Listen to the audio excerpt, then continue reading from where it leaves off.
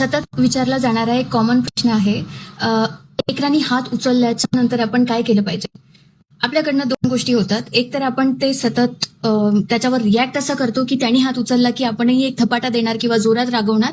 आणि दुसरी गोष्ट म्हणजे जेंटल पॅरेंटिंग म्हणजे नेमकं काय हे आपल्याला कळत नाही आणि आपण त्याचा मार सहन करायला लागतो. या दोनही गोष्टी चुकीच्या आहेत हे आधी आपण समजून घेतलं पाहिजे. एक तर तेवढ्या वेळासाठी स्वतःला पॉज घेता आला पाहिजे.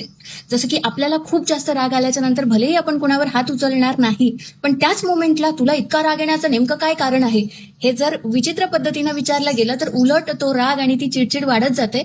कारण का आपली जी भावना आहे ती नेमकी समजूनच घेतली जात नाहीये. ही इमोशन आणि हेल्पलेसनेस वर यायला लागतं.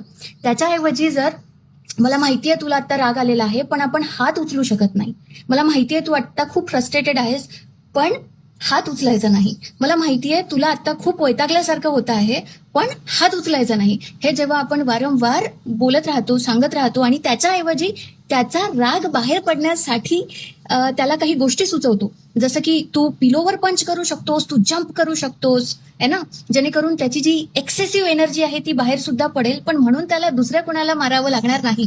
आणि मग हे सगळं आटोपल्यावर दिवसातला कुठला तरी वेळ असा असतो की जेव्हा लेकरू प्रचंड रिसेप्टिव्ह असतं, शांततेत तुमचं ऐकून घेण्याच्या मोडमध्ये असतं आणि तेव्हा मग त्याचे प्रॉब्लेम्स डिस्कस करून हात उचललं तर माणसं हर्ट होतात. हे जेव्हा आपण वारंवार प्रसंगानुसार संधी शोधत सांगत जातो तर तेव्हा ती गोष्ट जास्त इफेक्टिव्हली काम करते.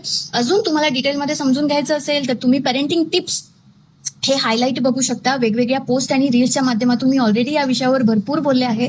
आणि जर स्वतः नेमकं तेव्हा त्या मोमेंटला मी पॉज कसा घेतला पाहिजे हे समजून घ्यायचं असेल तर इमोशनल रेग्युलेशन अँड अफर्मेशन हा वर्कशॉप तुम्ही रेकॉर्डेड स्वरूपात माझ्याकडे अवेलेबल आहे. त्याचं सबस्क्रिप्शन घेऊ शकता जो तुम्हाला पुढे 3 महिन्यापर्यंत बघता येणार आहे. Thank you so much.